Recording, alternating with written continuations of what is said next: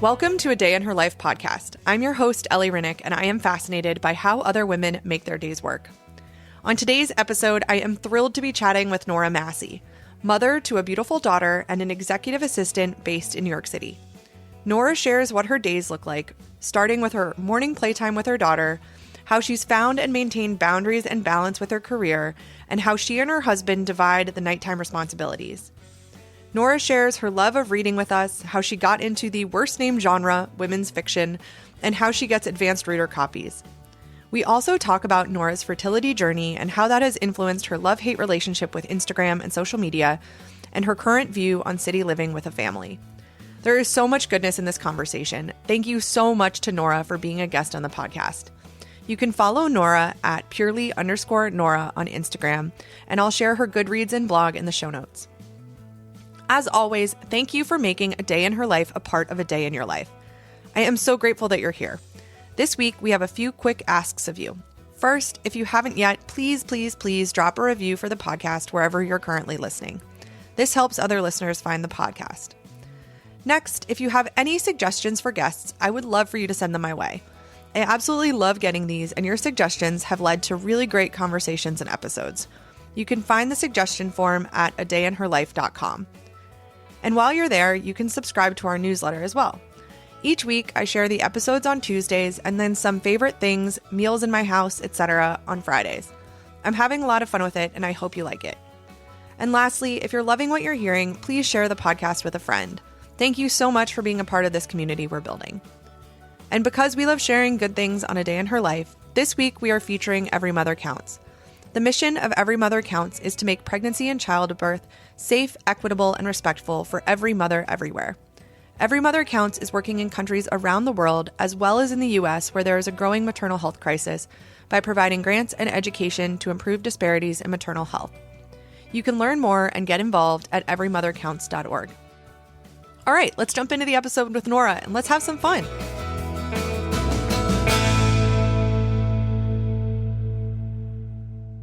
Welcome to today's episode of A Day in Her Life. Today, I'm thrilled to have Nora Massey joining me to discuss her days. Hi, Nora. How's it going today? Hi. It's pretty good. Happy to be here. We're so happy to have you. So without further ado, can you set the scene for us and tell us who you are, where you live, what you do, and what your family looks like? Sure. Okay. So my name is Nora Massey. I live in New York City with my family, which is my husband, Christian. We met in college, and my daughter, Margaret, who is 15 months old, and our dog, Bruce, who is a Labradoodle. Cutie pie. And you guys live in New York, right? Yes. We live in New York City on the Upper East Side. And was there another question? What do you do? What's your... Oh, yes.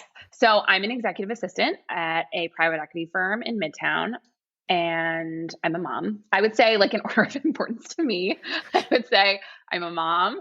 I am an executive assistant at a private equity firm. And then I have an Instagram account that I share sort of about my fertility journey. And it started sort of as like a wellness situation when I was trying to get my hormones kind of in line. And then it kind of evolved into just whatever was on my mind, of like about family, about our fertility journey, clean living. And now it's like a little bit of motherhood, mental health, whatever sort of like I'm going through is just whatever I share. And that's sort of, for me, it works best as like a outlet for fun. It's not a primary source of income for me. And you've been one of my favorite follows for a while, so I was so happy when you agreed to be on the podcast. Thank you. Yeah, this is great. So Nora, let's go through your days if you wouldn't mind. So let's start with getting up. What do your mornings look like? What is your routine in the mornings? Sure. And take us through your days. Okay. So my weekdays and weekends are a little different. And I would say Friday is like a little bit different than Monday through Thursday, because Fridays I work from home. But generally on weekdays, we get up kind of between 6 and 6:30, depending on if my husband and I kind of rotate who showers at night and who showers in the morning. And our daughter usually gets up between it depends, between 6 and 6:30. So we try to sneak out. I'll shower at 6, sneak back in, and then we share a room. So we're in a 1-bedroom. So she's right there. It's a pretty big 1-bedroom, but we're all there. Bruce sleeps in our bed. Margaret's crib is right next to my husband's side of the bed. And so we get up. My husband works in Greenwich, so he takes the dog downstairs. We have a dog walker who picks up Roos at 6:45, and then he doesn't come back until like 7:30 at night. So, and he's dropped off, which is a game changer. If I had to take him somewhere, it'd be like a total nightmare. So my husband's in charge of dog. I am in charge of baby in the morning, typically, because of the commute. So my husband and dog are out at 6:45. I'm showered. We breastfeed in the morning, and then Margaret and I like have our little hour and a half before I drop her off at daycare. So we usually like play. She loves to read. We have like a pre-breakfast, something small like Cheerios, banana, that type of thing. And then like I get her all dressed. We go a couple blocks. I drop her off at school, and then I hop on the bus and go right down into Midtown to my office. So I'm there Monday through Thursday. Unless my whole team is traveling, then I'll work from home those days. Like we now have a pretty flexible schedule.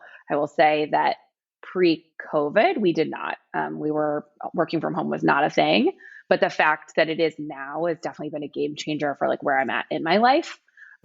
So then I'm at work. I leave right at 5 so that I can come back, pick her up, and then we come home. We do dinner. Usually we do Tubby Bubbles.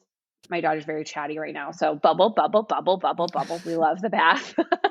My husband comes home around 6:30 usually. So he does like bedtime with us, and then we start over.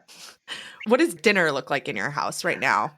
So good question. Like, because I'm in the office till 5, and he leaves like around 5:15 sort of to get home around 6:30. So neither one of us is really home in time to really do like a live dinner for her. So she usually eats, like I'll have to on like Saturday or Sunday, one of us will prep her food if we're on top of our stuff. And then she'll also eat like the leftovers of our dinner from the night before. Mm-hmm. So like we're big, like we try to cook like 3 times and then eat leftovers a couple nights, like all about that. Like we'll do like a big something like chili or, some sort of pasta, pot pie, whatever, casserole type thing. And so, or something just really basic, like Mm-hmm. chicken with like a vegetable and a starch. Like we try to keep it pretty simple during the week. Love Annie's Mac that we load with like chicken sausage or vegetables and whatever. So something that we can all eat. We just like, I would love for us to all eat together, which we try to do on like Fridays, and on the weekend we'll eat early. But during the week when we're in the office, it's not as realistic. So she'll typically have like, I'm really into this website, Yummy Toddler Food. Mm-hmm. She's got like great recipes. The meatballs are really good. Like I'll eat them. So like she loves the pesto ones and the veggie ones. Margaret's starting to get into that phase where she's like very discerning about her food. I mean, she's always very like, she's like, eats like this. She like examines everything, but now she'll like think she like really ate a lot before. She'll be like, not really into it. So she's in sort of that curious, judgmental food phase. So usually she eats at like 5:45, and we'll do like the leftovers or something that I made for her, which is usually like meatballs or like something of that caliber, and vegetables. And then we do Tubby and bed. And then during the week, Christian and I eat dinner after her, and usually Christian cooks.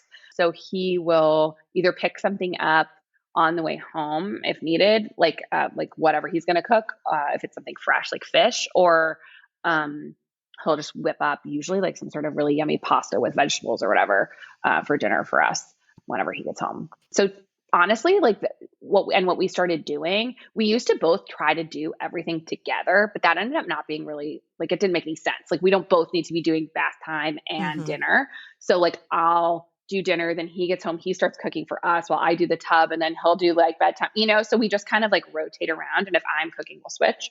And that's helped us a lot, instead of like, we both want to be present and be a part of everything, but it's like every day is a fresh start. Like we can both do one or the other and rotate, and that just help make sure I don't like eating at like 10 p.m. Yeah. We're in bed by 9:30 usually. So It makes things a lot more efficient. yes. So What time does Margaret typically go down? And then what does your post bedtime time look like? Yeah. So she goes down around 7. She's a really great sleeper. I think that just was how she is. We also had a great experience with Meg from A Restful Night, who sort of like helped. I was very overwhelmed in the early days because I just kind of was like going with my gut about her sleep. And you kind of get inundated with like Mm-hmm. ads and like stuff for like schedules and like, like all these different programs. And I was like, should I be doing something? And so Meg's approach is very like balanced and like fluid and kind. And so she just like has been guiding us since Margaret was like 5 weeks old, just sort of like on an approach. And so anyway, my point in sharing that is like Margaret just goes down. Like we sing her a Mm-hmm. song, we put her in her crib and like she puts herself to sleep. So like after 7, it's really our time. Usually Christian cooks and I like to read at night. I went through a big TV phase, I feel like when I was pregnant because I was really sick and I don't know, needed to like zone out. But I sort of got back. I've always been a big reader like in my life. And I got back into it like during the pandemic. And then it's just like gone up Mm-hmm. since then. So I read whenever I can. So whether I'm on the bus or on the subway or any sort of downtime I have. And then my reading time is usually after she goes to bed because my husband loves sports. So like, and I'm not really into sports. So he'll like watch a game and I'll read. And then like, again, we rotate like whoever cooks dinner. But usually after she goes down, I read, we eat together.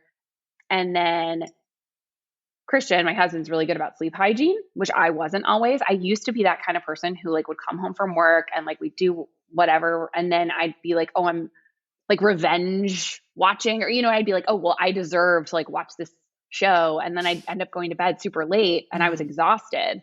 And he's always like, it's like 9:30, 10. He's like, see ya, no matter what's going on, he goes to bed. And so when I was pregnant and I was kind of like, it's easier for me to be asleep because I feel so sick when I'm awake, I sort of like latched onto that habit of his. And so once the clock strikes, I utilize the Oh, the bedtime sleep like function alarm. on my Yeah, yeah. phone. Yeah. So it'll be like bing, bing. And it'll be like, FYI, like your bedtime's coming up. And then I kind of like wrap up. Sometimes I'll still read when I get into bed, but my body right immediately, like I know when it's 10:30 and then it's like books closed, lights off, lights off. We share a room. So that's why I have a Kindle. And I'm asleep, but he's usually in bed by 9:30, 10. So that's I kind of what we try to stick to. I love that. I wish my husband is not an early to bed person, and it makes it Yeah. hard for me to get in bed and Yeah. then be like, when someone's coming into the room and Yes. you're just You like, are can't you going to sleep. wake me up? Are you going to wake me up? I know. I know. He's in investor relations. And so he does a lot of like events and dinners and stuff like that. So I'm very familiar with that. Like I'll try to go to bed when he's out at night, but like, yeah, it's tough. It's tough. So those nights we don't get to bed as early, but on a regular average night, yeah, we're in bed by 10. I love that. Yeah. Must be so It's nice. rested. It's nice now. Yeah. And 6:30 is pretty early. So whenever we don't, like, I definitely feel it. Mm-hmm. Like, every year I get older, I sort of feel like, okay, sleep really does matter. I feel like it's Mm-hmm. something. I was such a night owl. Like, we always joke, my mom jokes, like, she had to put me in afternoon kindergarten because, like, I was just not a morning person because I would stay up late even as a kid. And so, yeah, I'm changing my ways. There's no snooze button on a toddler, unfortunately. No. I wish there was. No. And like, I'm sure I don't really know because we share a room. That's just like what our life is. But she sees us. Mm-hmm. So, and she talks. So she just stands up and she's like, Mama, Mama, Dada, Dada, brew, to the dog. Like she just like yells at us until we're like, and we try, like we don't address anything before 6 a.m. Like that's a hard and fast rule. Like she can putter around in there all she wants before 6 if she wakes up early. But we try to like have that last until like 6:15. Some days it's harder than others. And we're not going to let her just like scream. But if she's just like Yeah. goofing around and like talking to herself. Like we She's just leave her. fine. Yeah. Yeah, I think I've told you my daughter was sick, and she last night at like 1 a.m. I go in to give her some meds because she woke up and was whining, and then she lies back down and starts singing "Twinkle Twinkle," and so you can like hear it on the monitor. And I'm like, I love you dearly, but can you stop? I want to go back Yeah. to sleep. Yeah. But like, you're adorable. You're enough. We got it. That's so funny. Oh my God. Tell us a little bit about what your work day looks like. So you take the bus down. Yep. Do your days look similar? Do you structure your days differently based on different type of work? It sounds like some of your team might travel. What do your days look like? Yeah. So my days aren't really ever the same. I mean, like generally I do the same stuff every day, but like it's a lot of whatever's flying at you, you're Hmm. addressing. It's just kind of like balls are being thrown your way and like it's like Tetris, Hmm. I guess. You just kind of like take what comes. So, yeah, so I take the bus. The express bus is the best. I'm obsessed with it. There's one that goes down Second Avenue. It's my jam. It's always air conditioned. You can usually get a seat. It's very civilized. Like on the east side, the six is pretty much the only subway if you're going to the east side. So like the queue is super nice and brand new, but like it gets you to the west side. That doesn't help me. So the six is kind of chaotic. So I try to avoid it at least in the morning. So yeah, so I take the bus. I walk then a few blocks to my office. Sometimes I'll pick up a coffee, but I usually have coffee at home with Margaret when she's having her first breakfast. And so then I get to work. I try to like immediately go through and address all emails. So like my job is pretty much keeping three people's lives running smoothly. And that entails a lot of like scheduling meetings, moving meetings, travel, Hmm. expenses, a ton of logistics. I do personal work for like a good amount of my guys. So that's on top of it. It's just they're really, really busy. And now in like the days of Zoom, like they are more overscheduled because you Hmm. can do more meetings. Like, and they, during the pandemic when it was like the peak and we were all working from home, which my company was great about, they were just like back to back to back to back to back. Zoom fatigue was very real. So like a lot of my job is like also being a gatekeeper, understanding like you're overscheduled or like we need to push this out. And like I've been doing this for 8 years with the same people. So I really know them like the back of my hand. And like we're at a point where a lot of stuff, like I don't have to be like, hey, is this cool? Like I just take care of it. Hmm. I think that's the goal when you have an assistant is for them to basically be like an extension of you and to sort of anticipate your every need and just manage it, whether it's like, this holiday is coming up or this birthday or whatever. Or, hey, I'll look ahead and book travel based on, what works. And like, if we need to change it, we need to change it. So usually I'll come in, I'll address my inbox. I try to check my email.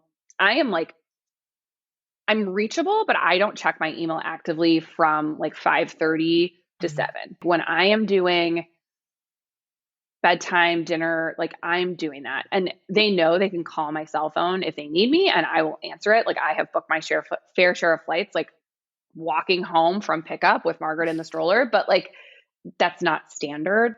A big reason why I delved into the career that I have is because I wanted a balanced life. So, I get there at 8:30, I leave at 5, and this part of my life is super important to me. So yeah, so I throughout the day, I try to like sort of go through, address the emails, whatever I didn't like sort of check on the night before. That was my point. I like after bedtime, I read, but I also will like check my email and like just make sure there's nothing glaring. They're not often days where I have to work really late, but like if they're traveling, I do a lot of private travel. That's my job to be on top of that. So like I stay up until everything's like set and everyone's in the air.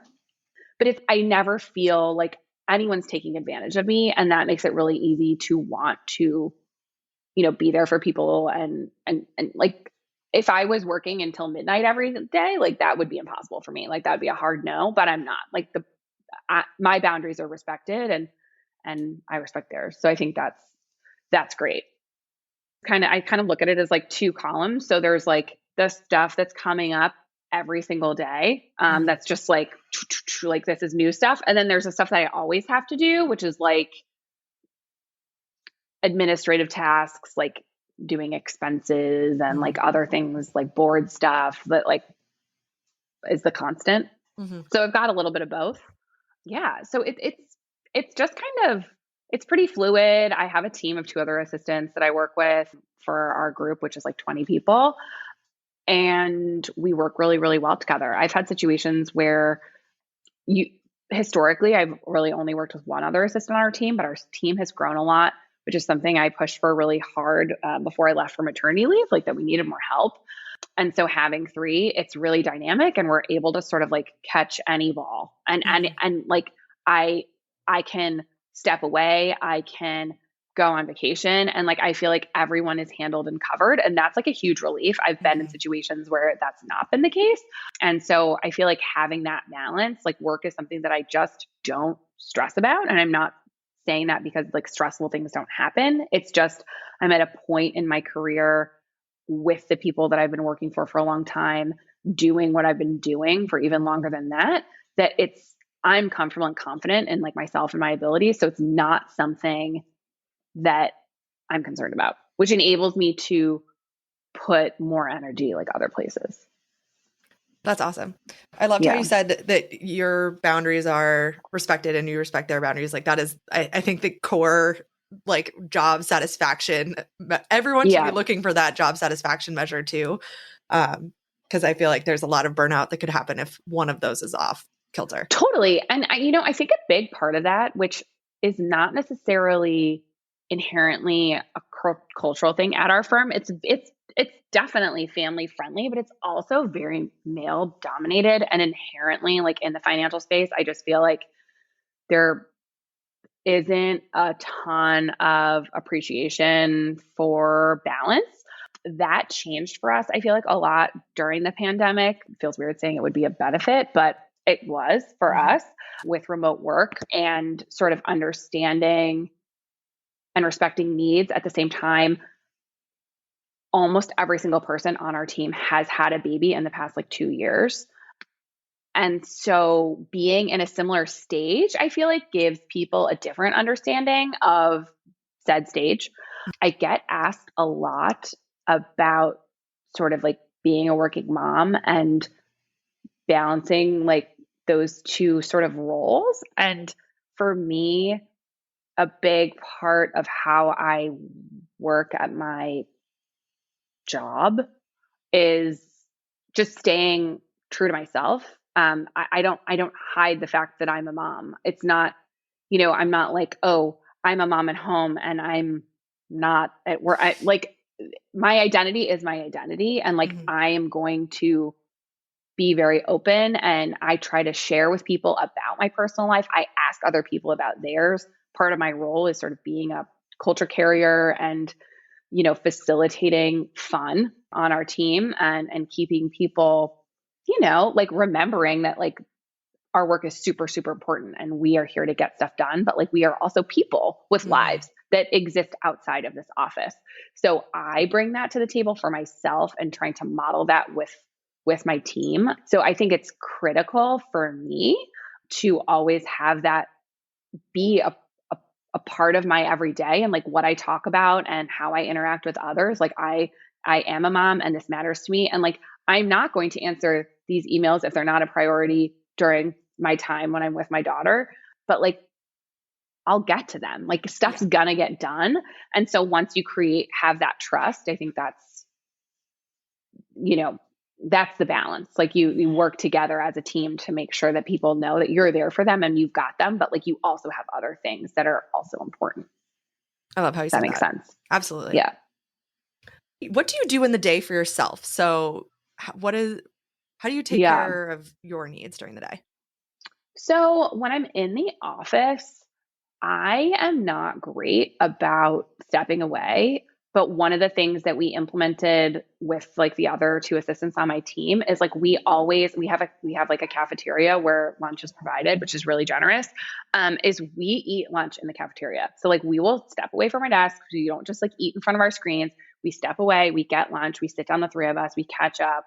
It's really, really nice. And we come back and then we are back at work. And then my one coworker is so, so good about being like, okay, like I'm going to take a walk. Who wants to come? And so like once a day, we like walk around Midtown, just get fresh air and come back. And that's like a game changer. This week, I really wasn't, she'd go and I'd be like, I'm like right in the middle of something.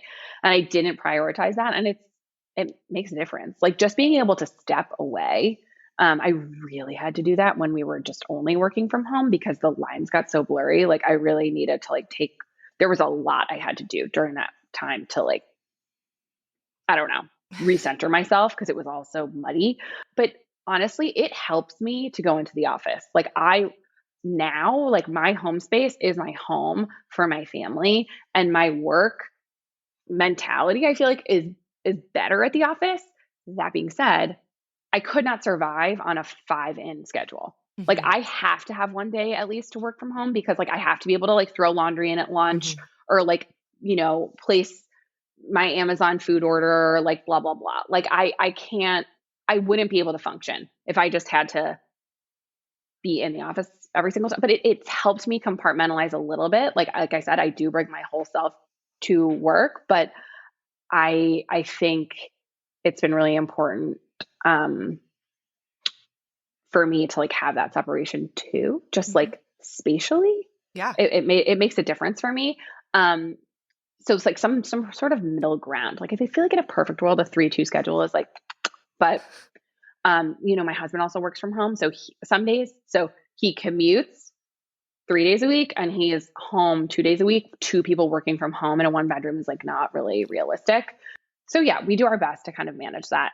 During the day when I'm in the office, I try to like for myself step away and like have some breaks. And then when I'm home, I try to make sure I just get a couple of to do things for my personal life done, like in my downtime. Yep. And that's mainly like laundry, groceries, or like cooking for myself.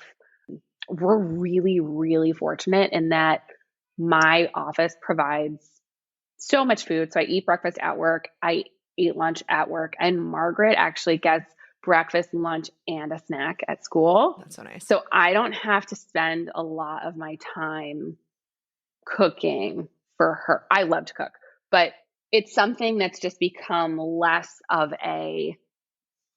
since I don't need to do it as often, it's just not as much of a priority for me. Healthy, well-rounded meals are, but like convenience is more important right now than sort of like the experience, which I loved. Like when I didn't have kids, I feel like I really like my me time was coming home and cooking, and like my husband actually loves that now. So he loves to like create something and like have us both eat it and like have that experience of me being like, this is so great, like, and enjoying something that he created. So, which is funny because he was not a cooking guy before, before we lived together, he solely relied on Seamless and delivery. So that's something he's found recently. And I think that's been really fun too. I was actually talking about that. I run a moms group for moms with toddlers. And we were talking about how cooking, I also love to cook, but with both of my kids for a period of time after their birth, like the cooking lost its fun for me because I was also like thinking about 15 different things, including like making sure they're not dying over there in the corner, like stuffing 100%. like light brights up their nose. Yeah. And so like it takes a while for it to become a non-stressful event again. Yes. And I think that's my son was like 2.5. That's when it actually like started coming back for me. And then I had another one. And so I'm waiting for that one to get to 2.5 and then it'll be better. I feel like the sheer amount of like time and energy that like planning meals, like shopping for food and like then executing said meals it's so much mental space. And like, maybe I'm just like missing something, but I personally feel like it's just a lot. Yeah. So dividing that up, like I'm typically the one who does the ordering and the planning, but we have just like a list, mental and sort of written down in like the notes app of like our go-to favorite recipes that are easy that we both like and can both cook.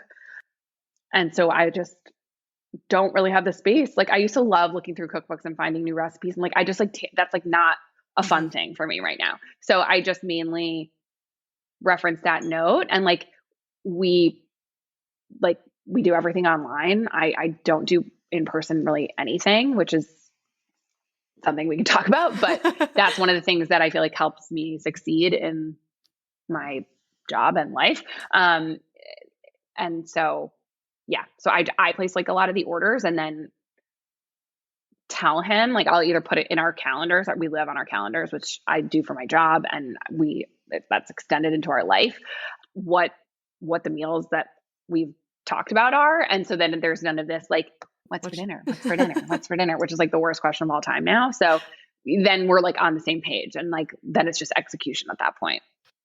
Which this leads fantastically into my next question is, how do you stay organized?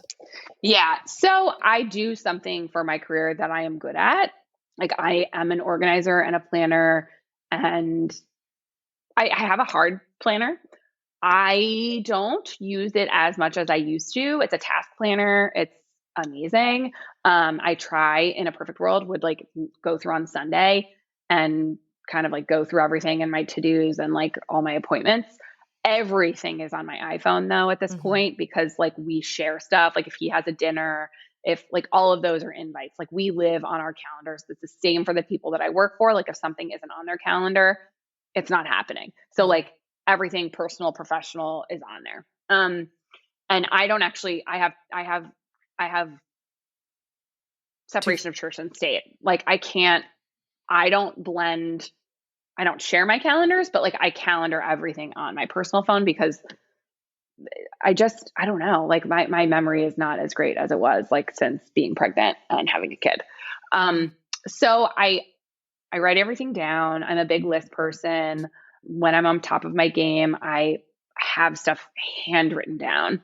I haven't gotten to a point where I really utilize sort of like my, like a checklist on my phone. I do for some things, packing, things like that, but not day to day. Day to day, I'm still like a writer.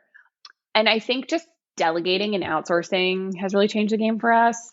Like understanding your capabilities and like what realistically can I do and do I want to do and what can we afford, you know, and then figuring out. So like for us, that means like you and I were talking about this before we started, but like with our dog, like we have a walker, like daycare. He's 100% taken care of. He gets picked up at 6:45 a.m. He gets dropped off at 7:30. Like if he brings him up, if I'm busy, he'll just let him in. So we don't worry about that. He gets groomed once a month. Like that is outsourced.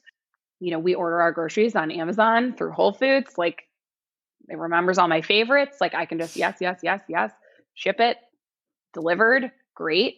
We did not do that during the pandemic because I felt really guilty about having someone else go into a grocery store and doing something that I should be doing when like, you know, so, but once I was pregnant and I was super, super nauseous, I had to.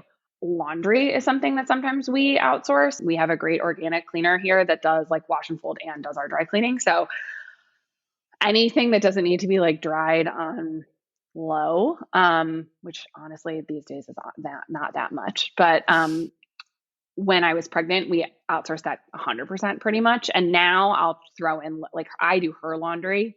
So I usually would like outsource ours and like our sheets and like stuff like that. I would just like send it out. It comes back the next day. It's like easy peasy. So that's kind of finding those things that aren't like we used to have like the grocery store was such a fun thing for us because we'd go to Trader Joe's and we'd make it this whole trip and we'd like take the bus and we'd like go and be like, oh, this is so fun. It's impossible to do now. Like going to a grocery store with a it's like my toddler, nightmare. Yeah, like no. And we can't like easily get to a Trader Joe's, which is a huge bummer. So that's why we do Whole Foods, and it just is what it is. We also have a cleaning lady that comes once a month. And that is really helpful because like, I don't know if like all houses get really dusty, but like city houses just get like so dusty and grimy.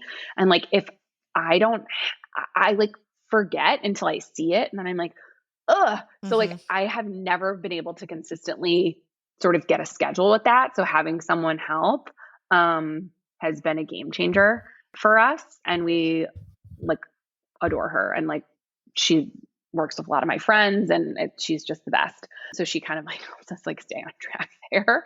And I think, so it's just realizing like, what are you good at and what are you less good at and what can you get help with, I feel like. And that's also been a bigger thing with us. Christian used to do the laundry. Now I do the laundry, and I used to cook more, and now he cooks more. And maybe that'll change, I think it's worth revisiting stuff. Mm-hmm. If something's not working, like it works until it's not, right? Yeah. Like he does the budgeting, and like we try. That's something that we're really struggling with to like be consistent about. I would love if we just like had this great system. We don't really like we use this website called Every Dollar. We tried Mint. We tried like a bunch of stuff, and nothing really stuck until this. So we use Every Dollar, and so he goes through and categorizes charges during the week. And ideally, every Sunday we'd sit down during her second nap and like talk through it. We don't always. That's a goal of ours, but yeah, work in progress. And then we kind of figure out like where we're over and under on things, and then we can kind of like tweak for the next week. Because I think there's nothing worse than like going to pay bills at the end of the month and being like that feeling is just like when you're just like, where did this go? Yeah. And it's like, and I know, and like half the time we'll be like, man, one-off charges really just crushed us. And it's like, but those are like unavoidable. It's tough. Mm-hmm. And like, it just is what it is, but it's something that we're trying to be better about. So at least we can avoid that sort of end of month, like anxiety. And just sort of, if we could just check in weekly with each other, I think that helps us keep each other accountable. But I do really like the platform Every Dollar. Like if you're looking for something that's like very user friendly and like has an app and a website and easily syncs with everything, it's fantastic. I just wrote it down because budgeting and the exact same scenario is what it's been a personal growth area of ours for a year now. And similarly, we have a monthly calendar meeting called Ellie and Tim Budget Meeting. How many times do you think we've actually made that meeting happen this year? Same. 0. 100% same. We're trying to, that's something that we're working on and will continue to be a growth area for next year. It's tough because it is not my strong suit. Me neither. Money, budgeting, numbers, like. Yes. Math. Just in general. Like, no. Numbers are my husband's strong suit. He's an interesting combo of like, he's a numbers person and a people person, and that's why he's really good at his job. But I am just a people person, not a numbers person. We have different money mindsets, like all that stuff. But even so, neither one of us is good about budgeting. Like, it is not a skill set that either one of us has cultivated and strongly like loves. So it's easy for both of us to sort of put it to the side. Yeah. So when no one's prioritizing it like that, I really don't want to. Like, I'm like, I don't want this. Like, you have this. And he's kind of like, I don't really want it either. So I don't know. So same. We do like Every Dollar. It's more of just like sticking to what we say we're going to do. And it's hard. Like, I think I genuinely feel like there are a lot of aspects, like people joke about it, of like adulting that are just like really tough. Mm-hmm. Like the other thing we're trying to really be better about is like keeping a list of our annual costs that are like life insurance and like, like things that come up that, so we can put money aside to pay for that instead of just being like, oh, this was a big one-off charge. It's like, well, it's not really one-off because it's every year. Yeah. So like, if we could just find a way to stay organized about stuff like that. So that's one of the things we've been talking about lately. Like, we really gotta like write this down and like be like, okay, this is when these things come up. Our renter's insurance. It's a lot of like insurance stuff, like just like boring. And that all comes up once a year. And then it's just like credit card fee, like annual credit card fee, like stuff like that. It just, ideally it wouldn't be a surprise. So we're just trying to figure that out too. I've been using Copilot, which was recommended by Money. Do you follow Money with Katie? Um, Oh, I'm she gonna write is this all down. about Rich Girl Nation, and Ooh. I really like her money content. And I've been Sweet. using Copilot, and it goes back into it can like search your old transactions, so it'll be like, oh, you paid this life insurance this time every year. It does that exact thing for those like big one-off ones that I really enjoy. Ooh. Okay. Okay. I'm So gonna look into that. Um, that's one thing we're working on as well. on that note, life insurance is important. Yeah. And like it's a huge pain in the butt, Yeah. but like You got to have it. you got to have it. And everyone figures it out right around when they have a child. Usually it's like, oh shit, I Yeah. need life insurance. And we just called our financial planner and we are like, okay, what do we need to do? And then it's like, oh, you need to do this. And then this is you got to go get this blood test. And I Oh was my like, God, the appointments and yeah, I was like, okay, could this be easier maybe next yeah, time? I know they don't make it easy, but it's so important. It's I so feel like it's one important. of those things that's really easy to put off. Yep. Kind of like your will and that sort of stuff, which is another thing that you think of when you have a child and you first time you travel without them. Okay. So like we're in that process where we haven't traveled without her and we are well aware that we need to make a will.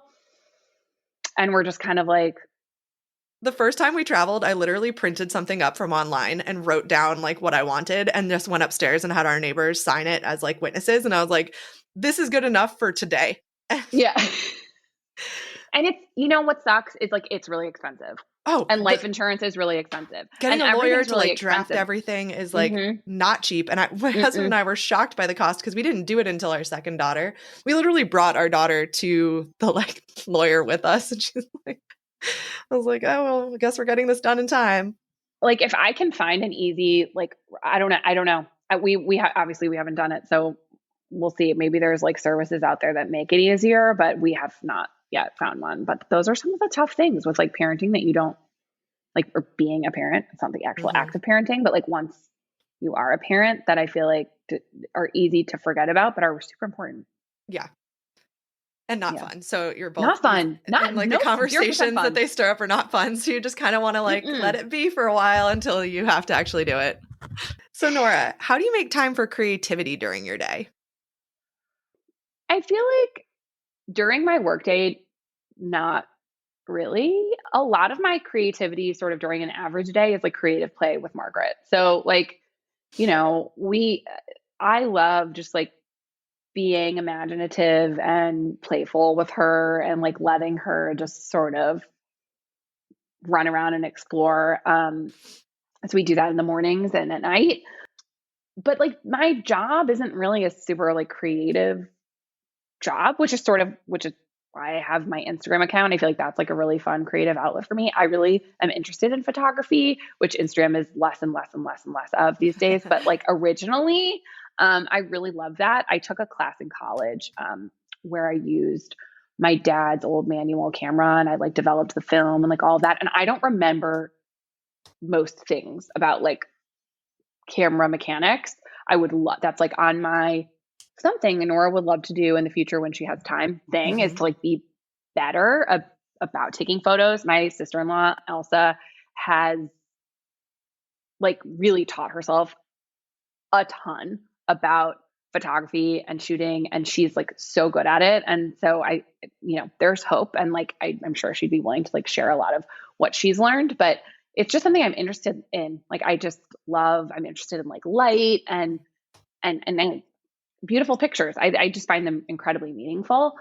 So that's something that I would like love to delve into more. But so that's part of what I feel like my Instagram account originally, like what drew me to Instagram as a platform specifically was more like visual. I'm a very visual person, but now it's more, I have a love-hate relationship with social media generally. I think it can be a lot of a time suck. I think there's definitely some huge negative repercussions for like mental health if like you aren't, just like the comparison traps and it's very consumerist and, living in a small space and being on a budget and things like that. Like it's not really conducive to just like clicking and purchasing everything that you love and see on an app. So I try to sort of balance that time. I think it's kind of, we're of that generation where like we've had a life where we didn't really have a ton of like social media and technology and where we did. So I feel like Yeah. we are that sort of generation that's had both. So you can really see the pros and cons, right? Yeah. Like, or you can miss sort of, we can't go backwards, but I do miss sort of being a little less aware, like where everything wasn't so instant and you didn't know everything about everyone. And, I say that and I happily will like share stuff. So that's tough. But I think it's important to know like when to take breaks. Like I think so as a creative outlet, if it's not fun or if it's like feeling triggering or upsetting for me, I try to like explore those feelings and like step away. And I think that's completely healthy.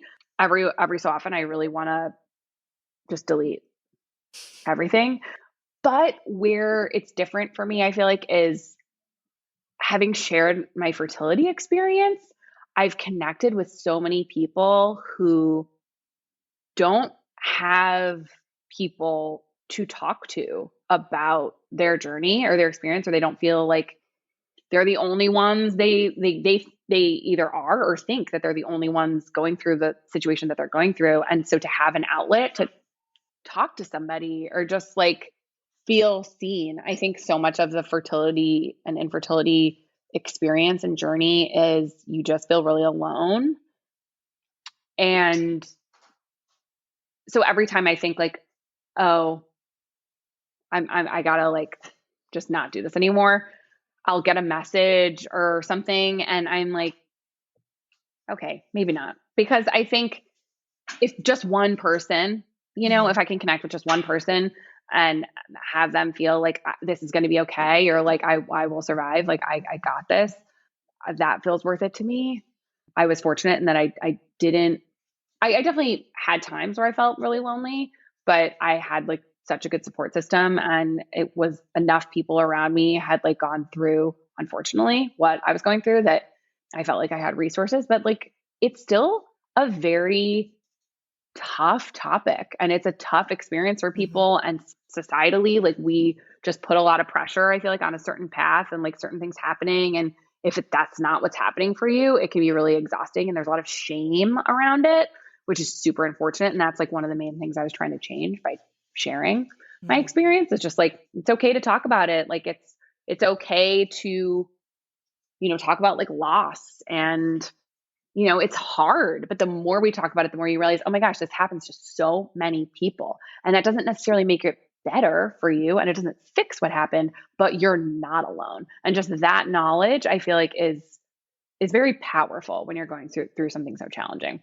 So this was definitely me rambling, but so as a creative outlet, it's that. And, I just love to read is my other, I don't know if it's a hobby, but I don't know if I'm really being creative. But that's sort of an outlet for me. Let's talk about reading. Shall we dive into reading? Yes. Great. So how do you get ARCs? I have this question. Ooh, yeah.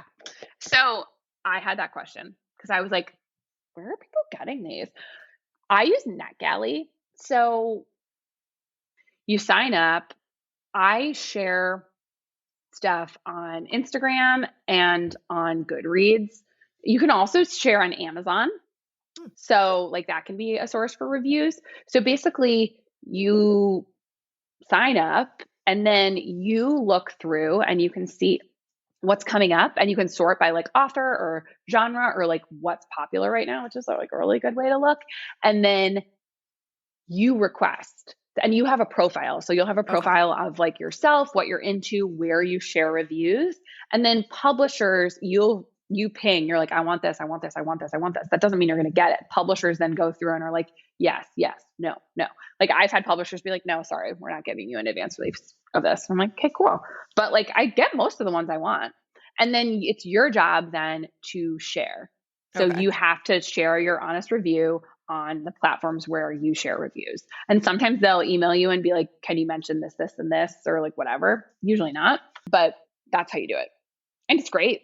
It's so important. Like pre-orders are so important for authors, especially smaller. I read a lot of romance and it really makes a difference to an author if someone's able to pre-order your book. So I try to share reviews as much as I can. Like originally I was just on Goodreads, like doing stars, like as reviews. Mm-hmm. But my like favorite part about school, I feel like, was book reviews and annotated bibliographies. So like I just I love sharing my opinions. Shocking, I'm sure. And I so this is such a happy medium of that. And books to me are just such a beautiful way to experience like different lives and feelings and stories. Like you Mm-hmm. learn and you can like kind of like be in something and a place or a time that you normally wouldn't. And that's why I love books about love, because I just feel like you get to like experience and like fall in love with these people as they're falling in love. And it's like such a big, important feeling. And so to do that over and over again with like in different scenarios, it's just such like a joyful experience. And that's why I mean, I only read happy. I mean, not happy, but I'm not a murdery, anxiety provoking, like psychological, like no, thank you, but no. I'll do like mystery or like spy. Like I have read every single one of Daniel Silva's books with like Mm-hmm. Israeli spy Gabriel alone. Like I have read every single, there's like 20 something. And I I think have been I saw reading you those. review one of these and I was like, I need to put that on my list. Oh, start from the beginning. I mean, Yes, it I takes think you forever. actually said specifically start from the beginning, and I. You don't have to, but there's just so many Mm-hmm. nuances and stories about each of the characters that are just like so good. And I love it. It's very current eventy and realistic and just amazing. I also love historical fiction. So, I mean, I'll read sad books. Like I love World War II historical fiction specifically. And like that shit is sad, Mm-hmm. like that was a hard time. It's a time period I've been like really just perplexed by like since I was a child. So like that's like a genre I enjoy, and historical fiction generally. It doesn't have to be like taking place in that era. Like I love like an old Hollywood like Mm-hmm. time period, but I also really love what is called women's fiction and romance. Like I just feel like those are the greatest, just the greatest. I just yeah. And I didn't start reading like really sexy books until maybe the past like 2 years. Mm-hmm. Like I like dipped my toe in. I can't remember what I read. Like I had read some Colleen Hoover. Mm-hmm. I feel like that's like a traditional like dip your Gateway toe in. drug.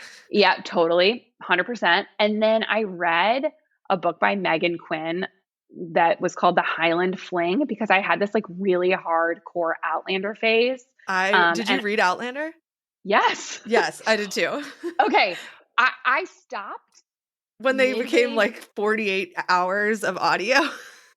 I stopped. So I'm not an audiobook person, Oh, which yeah. we can dig into, but I stopped, I think, book 6, season 6. So I actually watched the show before I read the books. And then I started the books from the beginning. And then I was pregnant and I was reading book 6, season 6 was happening. And it was Marcelly's, what was it, like second or third pregnancy, Yeah. the one that was really traumatic. Yeah. And I was like, Pause. I'm going to put pause on this because I don't want to read about a traumatic birth experience being like incredibly pregnant. So I haven't gone back. I also felt like the show ended up getting into, everyone was just so annoying. I was like, Yes. these are the whiniest men. Yep. Like, give I actually me a stopped break. watching the show and reading the books, I think around book 6 as well. I was just like, I'm over it. And it's not coming back. It's not coming back Take strong. me back to Scotland. Yes. Like, I've watched season 1 like 4 times. Same. I love season 1. The acting, the storyline, when someone told me about it, I remember being like, I'm sorry, like time travel. I was like, that's not really I'm not like a fantasy person. It's not really a fantasy thing. It's more of a historical, I feel like, fiction drama experience. I had read the book before watching the show. And so book 1 was great. Book 1 was the best one. So good. Yes. So good. And I liked season 2, season 3. Then it just kind of, I don't know, the one with the island. That's when it started going downhill for me. I mean, I thought Paris was Yes. like, that was a good season. The costumes and everything. but it is heavy on the trauma. That show is heavy on the trauma. And any historical fiction show, I've come to learn, which I love. I love historical fiction TV shows. Watched a ton of them, have a whole list that I share on Instagram, like relatively often because people ask. But like, I mean, you can't really watch a historical fiction situation without there being some sort of pregnancy or birth trauma because it's just maternal healthcare was just garbage. But anyway, yeah. So that's a genre I'm really into. So I dipped my toe in with Megan Quinn, The Highland Fling, which was kind of cheesy, but like good. And then I was like, what's something more like this? Her books can be, I would not say, I personally feel like she is a strong writer. I'm a bit of a snob about that. Like I love like good writing. I can read not good writing. Like I have plenty of time, but that sort of got me in. And then I was like, what else can I find? What else can I find? And like, I was just like, whoa. The seas have parted. Yeah. Yeah. And I think it's great. I think, I bet if I looked into it more, I mean, I'm sure this genre has been around for a long time. Like you always feel like in reading other books, there's like been Danielle Steele and there's always like that historical romance genre that was like super big with like people on the covers that are like being all risque. Yeah. But I have really, really learned to not judge a book by its cover because I have read some really awesome, very well written, poignant, like human experience books. And there's just like a really hot dude on the front.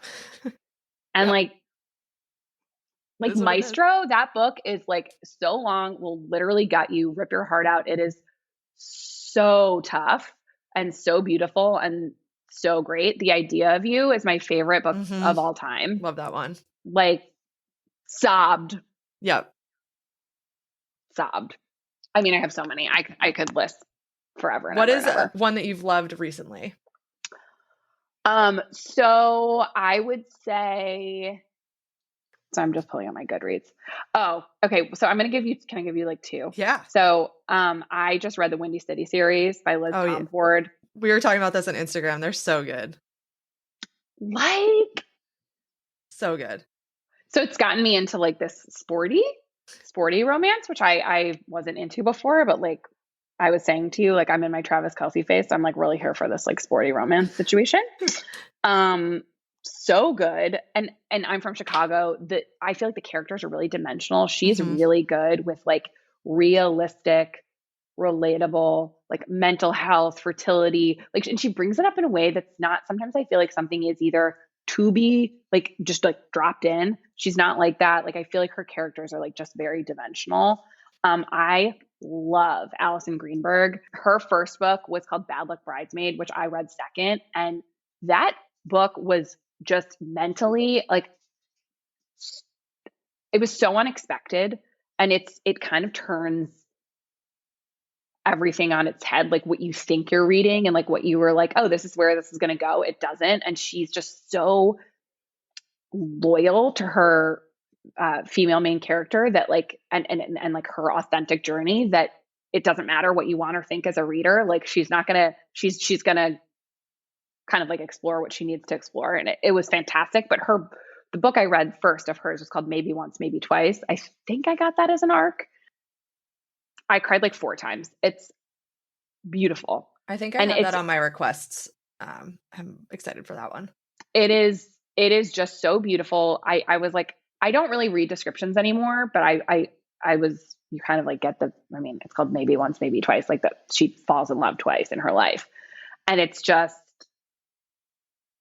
it's so good. I love it. So that's one that I've also been really into Ashley Poston recently. Like I've read in the past, like I don't know what, I think she had a release last year, The Dead Romantics, and then the 7-Year Slip. Yeah, I loved the 7-Year Slip so much. Like, and again, that's kind of like it's borderline. Yeah, it's not fantasy, but it's got like this little, what is it? Magical realism. Yeah, that I loved. I don't know, both of her the books that I've read of hers were so well So done good. and just like interesting. A lot about like grief Mm-hmm. and I death. think I cried reading the afterword of her book, of the Yeah. 7-Year Slip. Yeah. I love that With, book. oh my God, that afterword was, yeah, so powerful. She's amazing. So yeah, I hope she comes out with something else. That's the other reason I love ARCs is because you can like, you get like a heads up on like what people are doing and what they're coming out with. And it's so fun. Yeah. It's like behind the scenes. Yeah, you get to be the first to read. Yeah. Yeah. So those are definitely some of my favorites. I could go on, and I'm like really, really consistent on Goodreads. Like I keep up with what I'm reading and I keep track and yeah.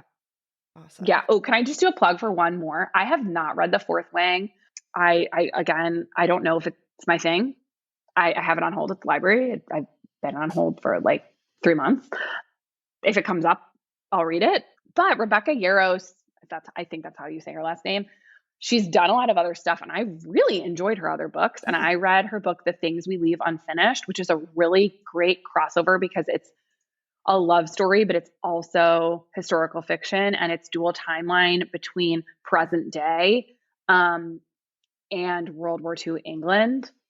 And it reminds me a little bit of some of like my absolute favorite historical fiction stories because you've got the whole like women in World War II in London who were like really doing a lot of the work to like, and then you've got present day, this like writer. So you've got two love stories. And the way she blows it up in your face, you're just like, it's bananas. It was an excellent book. And Okay, I need to grab that one. I guessed what was going to happen, but pretty quickly right before it was happening. And I was just like, she's not going to do that. And I was like, oh. So that's a great one if it's not on your list. I will definitely add that to my list. I love following your reads on Instagram, and I will definitely, I feel like we could talk about books for probably 45 more minutes. Yeah, 100%. So you have mentioned, or you guys live in the city. How do you intend to stay in the city? What is raising a family? Like, what are your thoughts around city living and staying the course there? So that's a great question. And I get it a lot. I'm not from the city. I grew up like 20 miles north of Chicago, the center of Chicago, in a town called Winnetka, Illinois, which is suburban, but like close. Mm-hmm. Like that downtown wasn't like far away. It was like very accessible to us. And Christian grew up kind of all over. Like when he was little, they lived in Asia, and then he grew up in northern Jersey. So close to New York, but not in the city. Yeah. So that being said, neither one of us had this like sort of background, but we love it. Mm-hmm. And I think it's been great. Like I love smaller space living. It just has made me, that's not my like where I typically lean. Like my mom is very sentimental, and I had like definite like quasi hoarding tendencies. I feel like before I had to be like, this is not possible. So it's really just helped me be more selective and intentional about living and stuff. The city is so interesting because it is very expensive and it can be tough. I mean, it's there's just a lot of people, but at the same time, I just feel like you make these pockets of community wherever you are. And we love where we are. We're on the Upper East Side. It's so wonderful. We're farther east. So we're like by the river. There's like 3 parks near us. It's very family focused, very kid friendly, very dog friendly. We love Central Park, and we love like museums and, public activities. So, we're really big fans of the Met. We go to the Met all the time. So I feel like you find ways, like you get into a groove, right? And you find your people and you find your community. And what's beautiful about the city is like there's something and someone for everyone. Mm-hmm. my town growing up, land wise, was small, but like a good amount of people. Our high school was really big, like 4,000 kids. It was the same type of thing where it's like huge. I mean, humongous, but like there's something for everyone. There's a person for everyone. Like there's friends for everyone. So you have to put in some work, I feel like, to find those pockets, which can be draining. But like when you have a kid, I feel like it's helpful. As I'm sure the suburbs are. I can't imagine navigating the suburbs right now personally, but I personally found that like the city is really manageable with a small child. Yeah. It is wonderful. Like postpartum, game changer. Yeah. Like I never felt lonely. Christian spent like 3 weeks with us and then went back to work, and we had a postpartum doula who came like 2 times a week and then less often, and to help me with just like first bath, first whatever. Yeah. But I could go, I was not limited. I didn't have to like get into a car to go somewhere. I could just like strap around my body, go for a walk. I would see the doorman. I would see our neighbors. Like I would, I go to the park and like see other moms, say hi. Like now we go to the playground and it just takes like 2 seconds. Like it's like a whole big nothing to do anything. We pop over to the Met. Like, well, she'll wake up from a nap. We'll be like, we've got like an hour, pop over. We go see her favorite stuff. They have a great kids area. We do that and we come back, and it's an activity. It's very, very manageable. I mean, we're in a 1 bedroom. Is it ideal? No, but like it works. Like we can make it work. And my thing is we're both working. My husband commutes. So I understand, because I'm from the suburbs, like I understand sort of like the benefits, with more space and whatever, but it's just not a value for us right now. Like I don't want to miss out. And I'm working. So like if we lived outside of the city, we would have to rejiggle everything. We would need a car. We would need car insurance. We would need some kind of childcare, like live in. I mean, with commuting, like I just don't, for me personally, right now is not the time in my life where more space is for two days a week. Yeah. It is like a trade-off. Totally. Like I want to be there for my daughter. I want to, if I wasn't working, would I have like a different perspective? Maybe, but like, that's not even like, I'm not going to like play the what if game, because it's not what is. So like a lot of times when people ask like what our plan is, I'm like, I don't really know.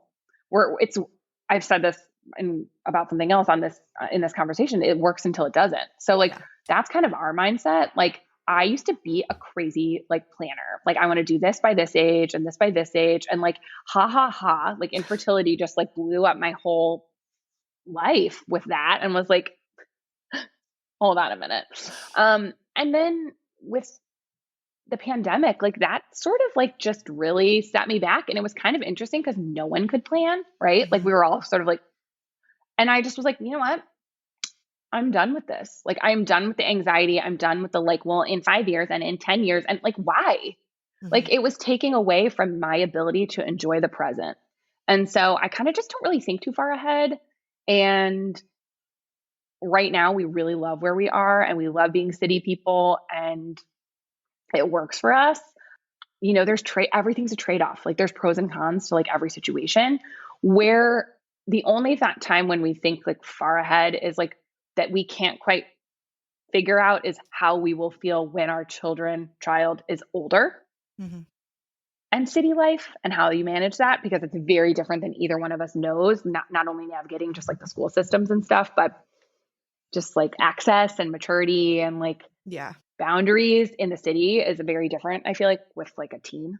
But we're not there right now. And right now we are where we are, and we really love it. I think if we could get a bigger apartment, we would stay for a long time. Our life is here. Our community is here. A lot of our friends have moved out, but we've made a ton of new friends, like Margaret's friends' parents. And so it's like a really happy place for us right now. And until it's not, like then we're open to exploring. But for right now, like we feel great about it. I've always thought raising a little kid in the city would be so fun and so convenient, because it's Like throwing the kid in the car seat every morning is like kind of a pain in the ass. And it's so nice to just be able to like, all right, we're going out the door and you can have Yeah. everything at your fingertips. Your stroller is your car. Yeah. We just run over to Central Park and she just like runs around and that's her playground and her backyard. Like Yeah. we don't need her to be able to run around in the house. Like she does. We play in the hallway. Like Yeah. she runs up and down our hallway with a ball. Like our There you go. neighbors come out, say hi. We know our neighbors. It's great. It's like a little microcosm of community, like everywhere we are. And we love that. Yeah. So how do you make time for your relationships and with your friends and with your husband? So Christian and I we're best friends. And like we were friends before we were more than friends. We met in college. So we've known each other for like 15 years. And I just feel like every relationship is a ton of work. And I have been talking to like my coworkers and some of my friends about this. It's just, I think adult friendships, specifically female friendships, I mean, that's my reference. So I guess that's what I'll say. I find it to be, it can be challenging, especially in this day and age of like social media and just, we're just all like busy. I don't know. It's just like challenging. And like, you have to really work on stuff. And I think one of the things that I've learned as I've gotten older is like friendships can go like in and out or ebb and flow. And like sometimes like you're at a place in your life where something is really important and like later it's not. And like maybe you don't stay close with certain people. And like it's okay. Like friends aren't these things that you like get and then you like hold on to forever. Like that's like a really idealistic and like beautiful maybe way of looking at it. But like I do have some friendships from when I was tiny, but like I don't think it's realistic to every single friend you have you hold on to forever. I just don't think that's a thing. I've never really thrived and like I've mainly been in but not really thrived in large group friendship settings. So like as I've gotten older and I feel like I've gotten to know myself more and like I'm more confident, you understand like and you find the people that are your people and that like get you and where friendship is easy and it's work, like, but I don't know. It's just like, it's okay if people change is what I've learned. And it's okay if like you don't have sort of the same relationship that you once did. Like two of my really good friends I met in a mom's group for Margaret, like we all had babies the same age, lived in the same area. It was set up through this like Facebook thing. And there was a group of like 15 and two of them, we stayed really close. And so we like make activities together and do stuff. My best friend I met online, like, you interviewed Claire. She's amazing. And like we FaceTime our families pretty much every night. But like there's some weeks like lately, like it's been like we talked to them for the first time yesterday, the night before. We hadn't talked to them in like 2 weeks because like with holidays and whatever. But typically we just like Christian will call Bun or like I'll call Claire and we'll just like shoot the shit after bedtime and just like catch up and we like do a huge just like dump on like what's going on in our lives and how we're feeling. And sometimes we talk about stuff and sometimes we talk about nothing, but like we're there for like the really big stuff. And like I can randomly text her and be like, Margaret's got this diaper rash. I don't know what this is. Like, what, help me. And like just out of the blue, and I just think like if things become really stressful and like challenging, it's important to sort of like reevaluate that for yourself. Like you want to surround yourself by people that lift you up and like root for you. I'm fortunate, like in family, like my sister-in-law, like Christian's brother married someone who is also my best friend. And that's super fortunate. Like that was not in our control. Like Yeah, you got happened. lucky there. Like I'm not as close with my other sister-in-law, but like, so where friendships come from, I feel like I just encourage people, I feel like with adult friendships to just not be closed off because like you just really never know like where you're going to find your person. And I think it's hard.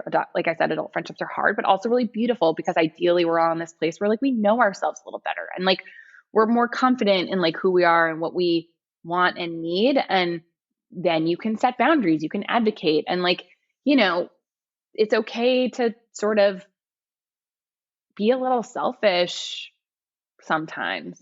So yeah, I think making an effort, goes a long way, But I also think surrounding yourself by people, like if that doesn't come easy to you, like sometimes it doesn't come easy for me when I'm really struggling. Sometimes I kind of shut off, Mhm. but like I have people that'll like push through that and they'll just be like, hey, it's me. And I'm like, hi, hi, hi, hi, but like if it were up to me, I would just like be under my covers. So I Yeah. think knowing yourself and what lifts you up, then you can sort of surround yourself with a community that does that. And like you do, every single person doesn't have to be your in and out like ride or die.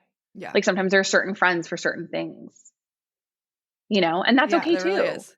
Yeah. Yeah, like we love our daycare friends. Like and we've become like really best friends with like one of the parent couples. And that's such a beautiful thing. And like but that's you have little different like micro communities and I think those are important to nurture too, like in different ways. Mhm. Not everything has to be this like, be all end all. Would you share a little bit, or if you're okay with it, would you share a little bit about your infertility, like a summary of kind of your infertility journey, or is Yeah. that like too No, far not to at dig all. into? So, I mean, basically I didn't my thing started like I like got my period when I was like 13 or 12 or something at a bar mitzvah and when my mom was out of Right. town, like obviously. And it never came back. And like I suffered with like acne and like some other stuff. And so like I went on Accutane and then hormonal birth control in high school. And so I was on hormonal birth control until like a year after we got married. And I kind of just always figured like me, like psycho planner was like, yeah, so like I will go off birth control a year after we get married and then like we'll start trying. But I just never got my period back. It never came back. And so then I kind of just like, they're like, try for a year. I'm like, you can't try if you don't ovulate. So we sought out help early. The hardest part, I will say, and I tell everybody this, is like making that call, making that appointment and going. I think there just needs to be a shift in mentality that like, it's okay to like have help. Like it, it if your goal is to have a baby, like just doing the same thing over and over and over is not going to get you there. Mhm. Like get a second opinion. It's what people do. It's what these people do. So we made an appointment with a reproductive endocrinologist. This was in like 2017, early 2017. And we started small, like just trying to make me ovulate and whatever. And like a lot of the things didn't work. We did a lot of non-invasive sort of treatments first, which is pretty typical. They sort of diagnosed me with two things in the beginning, which was PCOS, which is like a syndrome and a hodgepodge of a bunch of things, and hypothalamic amenorrhea, which is like stress based. Typically, like you just aren't ovulating. Mhm. I don't really have that part anymore. But anyway, so then we tried a bunch of stuff, non-invasive, like stimulated cycles, IUIs, none of that ever worked. And then we took a break. And then it was COVID. I randomly got my period twice within like a year or so, where interestingly, I did get pregnant afterwards. One time I didn't know, one time I did. I had miscarriages both times. And then we were like, you know what? We're not going to mess around with this anymore. And that's when we switched clinics. We did a bunch of research and we were like, you know what? We want the best of the best. We're going to go into the big guns with IVF, switched clinics. And that's when we did like an egg retrieval, went into IVF. We did our first, like we did one retrieval, then we did a transfer, which was successful, but I had a miscarriage. And then our second transfer was Margaret. So we've done pretty much the gamut of stuff. And honestly, before that, like I have seen every naturopath, energy healer, Chinese, whatever, like everything, everything, like done movement, cupping, like I have done so much to try to heal myself. And it's okay to just like, I don't know. I think sometimes there's like a little bit of a on like medical intervention and it's like infertility is a disease just like anything else. Mhm. It really I feel very strongly that it needs to be recognized, supported, and like financially covered Mhm. more than it is. It's doing all the research about like why these things are happening is pretty interesting. But yeah, so for us, it was like my perspective was like, listen, I want to have a child. There's nothing in my life that I've ever been like, this is my dream. This is my passion. Like my career is pretty practical. Like I'm very cautious. I'm not a risk taker. I'm not like let's go out on my own and do, like, I would be horrible at being my own boss. I know these things about myself, but the only thing I've ever really, really, really, really wanted was to be a mom. And so I was like, you know what? I'll do anything. Like I will do literally anything. And my perspective was like, I'm going to find the best of the best person to tell me what that is. And I'm going to trust them. And you just have to have the right people in your corner. You have to push for answers. Sometimes you're not going to get answers. And that's the hardest part, I think, with infertility stuff. Why did I have these miscarriages? Like, they don't really know, you know? And like, you have to just sort of like, okay, so then what? And so I found the best of the best for my case. And I trusted him and he got me pregnant. And, you know, I just did what they said to do. And I then was high risk, which I loved because other people are managing the risk. Yeah. With both of mine as well. Amazing. Like I get to be seen more. Perfect. I'm feeling kind of crazy about this. Yeah. Yeah. And in my mind, it actually helped because I was like, okay, then I'm not going to worry. I did not Google one thing. I was like, you're managing my risks. If something's coming up, you're going to see it. So I don't have to do anything. I'm just going to sit here and feel miserable because that's how my pregnancy ended up being. My baby ended up being magical and miraculous and wonderful and pretty easy, all things considered. Thank you, universe. But like, I think finding people you trust, pushing for answers, advocating for yourself, and then letting go. Like there's some things like you have to know your limits. And like, if something's too much, it's okay to take a break. It's okay to stop. Like but you have to know yourself. So that's kind of like a summary of like our experience. Thank you for sharing that. Yeah. Last two questions. Nora, I'm loving this conversation. Thank you. Nora, where can people learn more about you and follow you? Okay. So I have an Instagram account that's public, purely Nora. It's purely_Nora. And then I do have a blog, purelynora.com, that I really haven't done anything on. Interestingly, my blog is like one of my favorite things. I love to write. I love to read. I love to write. Those are some outlets for me. But I just haven't been. If I'm writing, I actually have a journal for my daughter that I've had since I was pregnant. And I used to journal religiously for myself to process sort of like my whole experience in my life. And I'm in therapy and whatever. But if I'm journaling now, it's for her. So I'll just like talk about random things that happen or like whatever. So I don't write /journal as much on my blog anymore, but it's there. So mainly those two pages and Goodreads. I mean, that's where I put all my book reviews. And there's a lot of them. How many books have you read this year, do you think? 70 something. Let me tell you, I have read 77. You have some good recommendations. I'm going to need to grab that Daniel Silver book. Yeah, delve right in. I have a favorite shelf. So like most perfect. That I have to update, but like my top books, like if you go, I have a shelf that's just my favorites. And like, that's where I would start, where I put some of my like 5 stars. And then Nora, what is your favorite part of a day in your life? 2 things. One is like when I wake up and I hear Margaret calling mama and I pick her up and we just like snuggle and she comes into bed with us and she nurses and like, it's like me and her and Christian and Bruce and we're all just like in bed. That's like the best. And then Christian and I talk about this all the time. So for some reason, we like get our sillies like at the end of the day, like we'll get into bed and it's like, good night. And then somehow someone says something super funny, but like we're whispering because we're sharing a room. And like, we just end up like in stitches, hysterically laughing, usually like right before bed. Like we just like push each other's buttons. And it's like the funniest time of day because like, I don't know why it happens where it's like, we're trying to wind down, but we just end up being so goofy at the end when we're like talking about something or something is like triggered or we like make some funny comment. And then we end up like chitter chattering under the covers. And like, so it's pretty much the beginning and the end, like are definitely my favorite times of day with my family. I love that. So, yeah. Well, Nora, thank you so much for being a guest on the podcast. This has been such a fun conversation. It's been so nice to get to meet you. Thank you for having me.